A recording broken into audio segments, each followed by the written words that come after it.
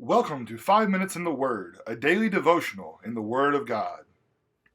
Derek, the enemies of Jesus, and I say enemies, I don't think he would have per se imagined them as enemies, Right. but the Jewish leaders who did not appreciate what he was doing at all, because they felt like apparently he was taking their power and their authority away from them, they're constantly looking for something to criticize him about.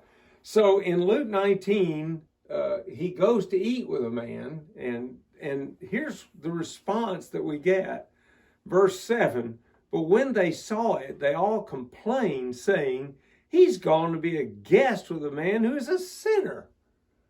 So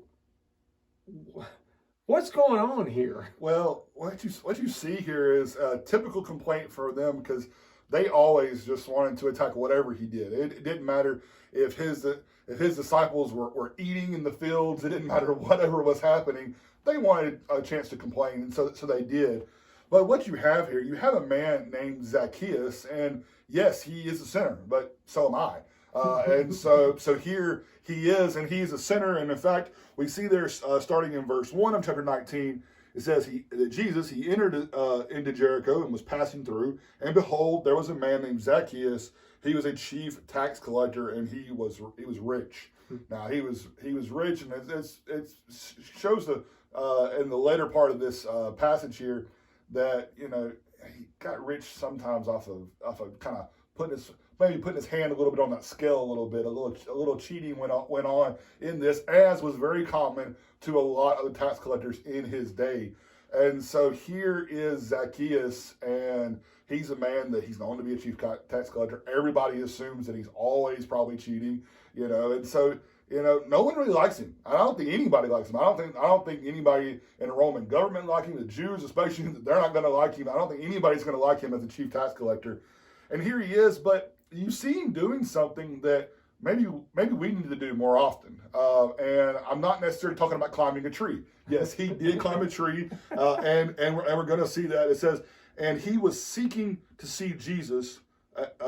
He was seeking to see who Jesus was, but on account of the crowd, he could not because he was small in stature. So he ran on ahead and climbed up in a sycamore tree to see him, for he was about to pass that way. So yes, here is Zacchaeus, and he climbs up in this tree, but he comes up in the tree for a purpose. He's short, but he really wants to see who Jesus was. He wants to know what he's all about. He wants to set his eyes on him, and that's really an important message for us because we need to put our eyes on Jesus. And the best way to do that is, well, first, to dive into his word, and then to believe it and to be obedient to it, to be surrounded by his people. We need to see Jesus. And that's what Zacchaeus wanted to do. You notice it says that he ran on ahead. He climbed the tree. He shows determination that he's going to see Jesus no matter what. So here he is. He's up the tree.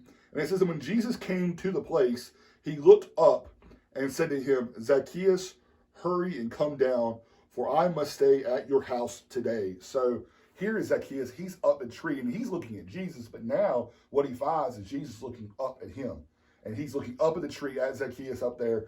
And so Zacchaeus sees that, and Jesus addresses him. He says, hey, come down, hurry, come quickly down, because today I'm going to your house. I'm going to go stay at your house.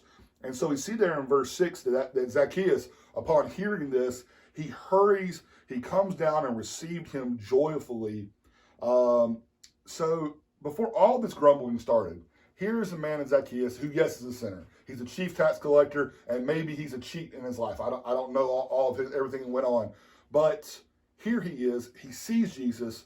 He wants to see him so badly that he runs, he climbs, he looks. He does all of these things. And Jesus, he sees that kind of effort. He sees this man that is desiring him. And Jesus, he goes to this man's house.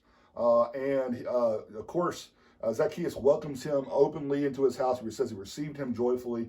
Zacchaeus is glad that Jesus is there. Now, yes, verse 7, the people are going to grumble. It says he is gone to be with the guest of a sinner. And Zacchaeus stood and said to the Lord, behold, Lord, the half of my goods I give to the poor. And if I have defrauded anyone of anything, I restore it fourfold. And Jesus said to him, today salvation has come to this house, since he also is a son of Abraham. for the Son of Man came to seek and to save the lost. Here is a man in Zacchaeus who he was lost like the rest of us. He needed Jesus, and he climbed the tree. He saw Jesus, and we had the opportunity. He invited Jesus or he welcomed Jesus into his house, and really he welcomed him into his life.